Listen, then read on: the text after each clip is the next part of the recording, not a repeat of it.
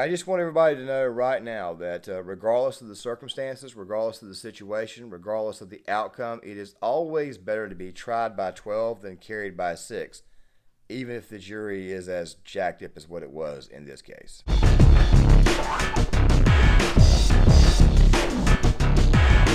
Happy Easter, everybody. This news right here just broke here on Saturday, but this is actually a case that I've been kind of low-key looking at for a while, and obviously you guys could tell by the way I opened this up.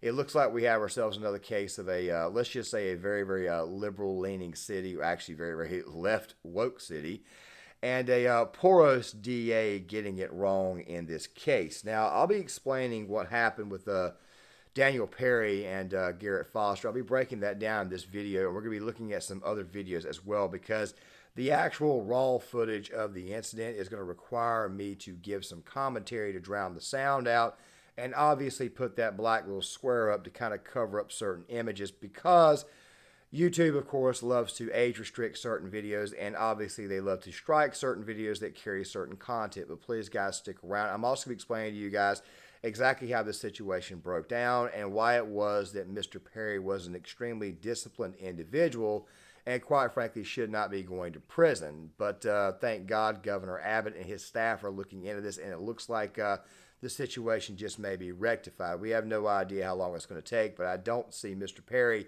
staying in prison very long. If anything, I don't even think he's going to get to prison. If anything, I think he's probably going to get pardoned while he's in a holding cell. But the thing is this right here. We got to discuss this entire ordeal. So, back in 2020, I'm pretty sure most of you guys remember the BLM, Antifa, George Floyd protests / riots, which, by the way, let's just go ahead and be honest, they were actually riots.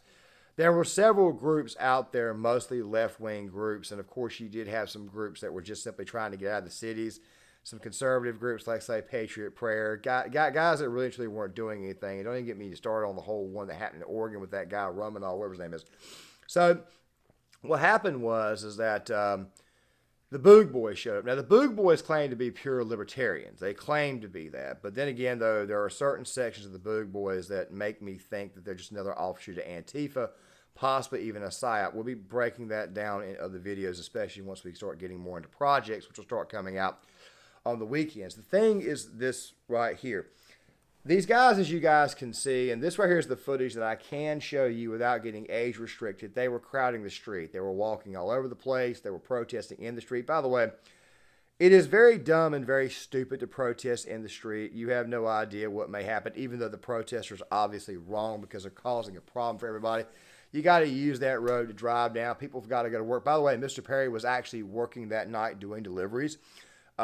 We'll talk about that here in a second, but it's not a good idea to do this. Now, Florida signed an anti-riot bill where you can apparently, well, I can't exactly say it here on YouTube, but just know that if the wording of the bill is 100% correct, I actually agree with it. I think I'll leave a copy of it in the description box. I don't know what Texas is.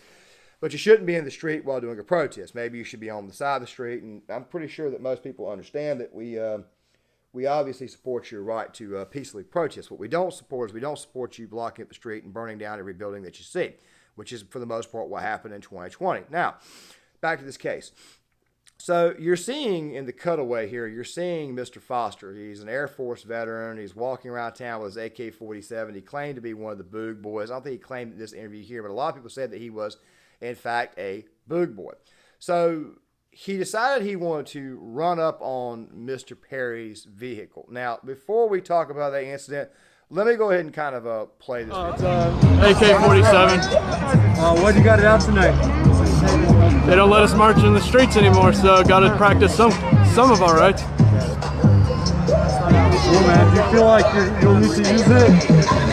Nah, I think I mean, if I use it against the cops, I'm dead. And I think all the people that hate us and, you know, want to say shit to us are too big of pussies to stop and actually do anything about it. So, why'd you start carrying? Well, our roommate got arrested and they stopped letting us march anywhere, so started carrying. Now, at first, you're thinking to yourself, it doesn't seem that harmful, but apparently there was another video that night where he actually said, I said at first, where apparently he said that he was looking to shoot cops, okay, or he was looking to shoot people later on that night. There were actually several videos of Mr. Foster circulating around all over the place that night. Now, this case, by the way, did not get the national recognition that obviously the Kyle Rittenhouse case did. I think the reason why is because they went out of their way to heighten up the racism ordeal. They even said that Rosenbaum and the three guys that Rittenhouse shot were black, when in fact they were white. Rosenbaum, Huber, and of course that Gage Grosskreutz, who actually put a gun in Kyle's face, and Kyle simply just pulled up and just simply shot him right in the arm. And by the way, he's trying to sue the city of Kenosha, Wisconsin, even though he was obviously wrong. Very, very messed up ordeal. These libs and these left-wingers are some very, very special people. But the thing is this right here. Mr. Foster, he figured that he would run up on Mr. Perry's vehicle. Now, guys, this clip right here, I'm going to be giving some voiceover on, so I've got to kind of cut to go straight to audio, and at the same exact time, I've also got to find a way to black out certain portions. I'm not going to be showing you the actual, let's just say that there's going to be a title card coming up before the blacking out to kind of let you guys know what's going on. Basically, what happens is that Mr. Foster runs up on the side of the driver's side here, and don't worry, there's even going to be another video that we're going to show here soon. I've obviously got the sound watered out as well. We're talking background. Ran up on him, he actually fired several shots at Mr. Perry. Mr. Perry, former Army Ranger, got to give this guy a lot of credit, showed an extremely hardcore amount of discipline here. He fired back. Now, his life was obviously under threat. And see, when somebody rolls up on you when you were in the driver's side of your vehicle, even if you're in the passenger side, so let's just say you're right-handed, you're really kind of pinned down. You're really in a bad position. I'm still trying to figure out how it was he was able to draw as fast as he was able to do in that position. But it's still a very dangerous position to be in. And obviously, Mr. Foster, our Air Force guy with the AK-47, he had a lot of momentum going in there. He probably got caught up in the moment. Now, really quick, I'm not condoning any type of anything outside of self-defense, which is, by the way, what Mr. Perry did here. He was completely in the right, in my opinion. The thing is this right here. Mr. Foster basically effed around and found out. Now, with that right there being said, let's go ahead and cut back to me. Before we get to these diagrams, I do need to address one very, very quick thing. It's this guy here named Krasenstein. Krasenstein is another one of these suburbanite liberals. He's bringing up the whole fact that gun violence is a big-time issue, and we shouldn't be allowing people to open carry, and that's the reason why it was. No. The reason why this occurred was because a bunch of idiots, a bunch of radicals who chose the opportunity to cause problems during a riot decided that he wanted to charge after somebody in their vehicle.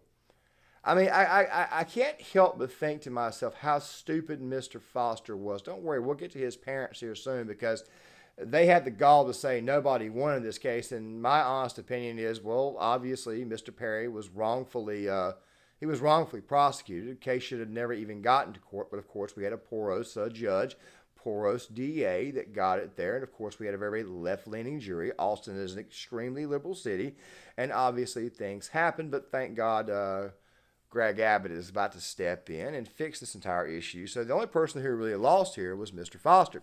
He lost because he effed around and found out he was an idiot. He was a moron. He was one of those left-wing soldiers. You see, what the left doesn't seem to understand is that they lost apparently one of their soldiers, and they want gun control or whatnot, and now they're pissed off about it, and now they're furious because one of their own, quite frankly, bit the dust. That's what really and truly happened in this case. Just know right now, if you're going to continue to complain about this, I just want you to know that when you continue to try gun control, it's more than likely never going to occur. So just go ahead and accept the fact that there are people in hell right now that need ice water, and do us all a favor and shut the bleep up. Now, with that there being said, guys, let me go ahead and show you the courtroom. Let's just say it was the courtroom dramatization of this. They used computers and stuff to try to set this thing up, and then we'll come back on the other engineer was able to create a 3D rendering of 4th and Congress, and through a series of 5 photos and videos taken the night of July 25th, 2020, he created a recreation of the incident, starting with Perry turning into the crowd of protesters. Mr. Perry starts off initially at 11.9 miles per hour, starts to deaccelerate or slow down to the apex of the turn to 9.8 miles per hour, and then continues to slow down until he comes to a stop. Evans was also able to give a rendering of how close Foster might have been standing to Perry's driver's side door before Perry shot and killed him. We were able to show and accurately know that at a tenth of a second before the first shot fired, that Mr. Foster was 18 inches from the driver's door. And also how Perry might have seen Foster through his driver's side door. This part of the analysis based on one cell phone video from that night. We were ultimately able to show that you were able to see Mr. Foster from the area of his mid-thigh all the way to the top of his head. The state argued this analysis, mentioning Foster looks like he's almost fully upright when at Perry's window, when previous testimony from the medical examiner who performed Foster's autopsy claimed otherwise based on his gunshot wounds. If I told you that there was testimony before this jury that the trajectory of Mr. Foster's wounds were all downward, going across his body in a downward, would that change your analysis in any way? Again, we didn't do any trajectory analysis. The state also questioned Evans' analysis of how close Foster was standing if a video from that night shows he's moving when the first muzzle flash goes off. I know in our analysis we determined that frame from our 20-second clip showed both of his feet on the ground in that one frame. A response that resulted a back and forth. If you're going to ask me an opinion about a video, I need to understand. Excuse me, one at a time. In the end, Evans stood by his analysis, claiming he was extremely confident in the accuracy of his testimony. Yes, there is some error associated with this, but there is not a basic quantified calculation to give you an exact Clearly, measurement. it's a case where somebody is running up on somebody, obviously, in the driver's side, and this guy's coming in with an AK-47. He's already firing, and Mr. Perry just simply responded right back. He basically just answered lead with lead. So it looks like a good old-fashioned clear case of self-defense. The case is very, very hard to argue, obviously, because how fast things occur. But I got to give Mr. Perry credit. If it had been me, if I had been in his position, I probably would have been ready to start shooting the minute that the guy's AK-47 was even in my direction, or the minute he even charged at me. You see, in some cases, in some states, somebody charging at you can also be viewed as an excuse to use force, because God knows what the hell the person charging at you is going to be doing. Let me also say something else to you as well, and I can't find the video on YouTube, but I'll probably start using it in the future. The Los Angeles County Sheriff's Department, back in the late 80s or it was the early 90s, they did a study where they were actually able to determine that 21 feet away is kind of like the safe distance with somebody running up on you in which you can actually draw your gun. Of course, that was back in the 80s with different types of holsters. Usually the holsters where you had the button on the side where you had to undo. Now you've got, most police officers had the hooded holsters. Now, obviously, it's not a case where a police officer was involved. But still at the exact same time, the 21 feet model still very, very much applies to this day. I learned about when I was in the Law Enforcement Academy back in 2015. Think about Mr. Perry. He is sitting down inside the driver's side portion of the vehicle. As you guys know, in a car, you're a little bit scrunched up. Okay, this is a Toyota Camry is what it looks like to me, or maybe a Honda Accord. I'm not entirely sure. But he's obviously got to draw this pistol in a compromised position. You've got the center console over here. Maybe it's possible that he had one of the specialty things. But then again, though, he was also at work. So more than likely, if anything, it was probably on the right side. And maybe he had to reach behind his waist, and maybe he had to pull it out from there. I mean, God knows what the hell happened. Either way, though, Mr. Foster obviously effed around and found out. And as a result of this, we got to deal with this bull crap here. Hey, Danielle, Jennifer, this was not an easy decision for jurors to reach. They spent hours deliberating. Some of them looked visibly upset, even looking like that they had been crying. Attorneys on both sides were very, very good, but ultimately it came down to who the jury believed and who was responsible for starting the altercation. I want to show you now the moments right after, inside of the courtroom, that verdict was read.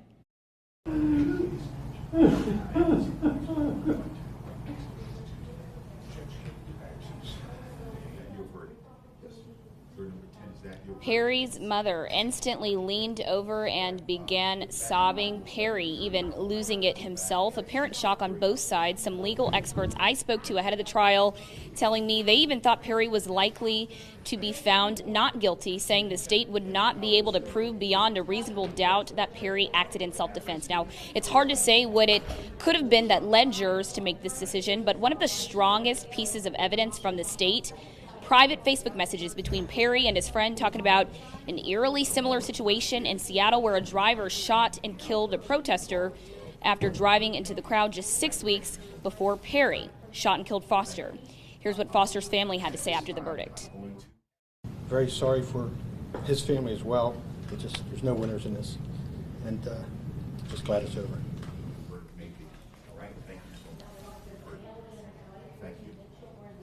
The only thing I have to say to Mr. Foster's parents is that you obviously raised a scumbag. So yes, pretty effed up case, pretty bad case where a man is about to go. Well, like I said, a man was obviously found guilty for something that, quite frankly, he should not have been found guilty for. This is another reason why it is that if you are a conservative or a moderate to conservative person, you may want to get out of these cities and maybe go move to another county, maybe to a rural area, because the more and more porous prosecutors, the more and more porous DAs are out there, the more and more we may have to ask governors to get involved to actually pardon someone. If anything, thank God this guy's in the state of Texas where the governor himself actually is stepping in. Looks like he's stepping in to actually pardon this individual. If you're not living in a red state and you have a Democrat governor and you find yourself in a position like this, yeah, it could end very badly. The biggest problem with these porous investigators. Now, really quick, I understand that there are some people out there who gloat over getting rid of one in a state, but what really needs to happen is that we need to be getting rid of all of these porous DAs and all of these porous judges. I mean, these people are obviously a problem. You're charging Mr. Perry basically with murder and sending him away for the rest of his life. Like I said, he probably won't be serving a day. But still at the exact same time, what if Greg Abbott was not the governor? What if it was a lib? What if it was a liberal Republican? What if this individual just looked at the case and said, okay, I'll abide by the decision? Then Mr. Perry could be going to prison for the rest of his life for simply defending himself. Also, something else too in the state of Texas, heavy death penalty state. I'm just saying, thank God that his governor is Greg Abbott, because the situation could have been a lot worse than what it already is. I mean, obviously, justice did not go through the first time around, but it looks like justice may prevail after all. But still, at the same exact time, regardless of the situation, remember, it is always better to be tried by 12 than carried by 6. Guys, John Claymore here. If you like the content, hit the like button, subscribe, share the video, sign up in the comment section. What I was saying about people in hell needing ice water is 100% true, but still at the same exact time, never, ever, ever just allow yourself to get killed. Mr. Perry, in my opinion, still did the right thing. And also, one more thing, too, SJWs, piss off.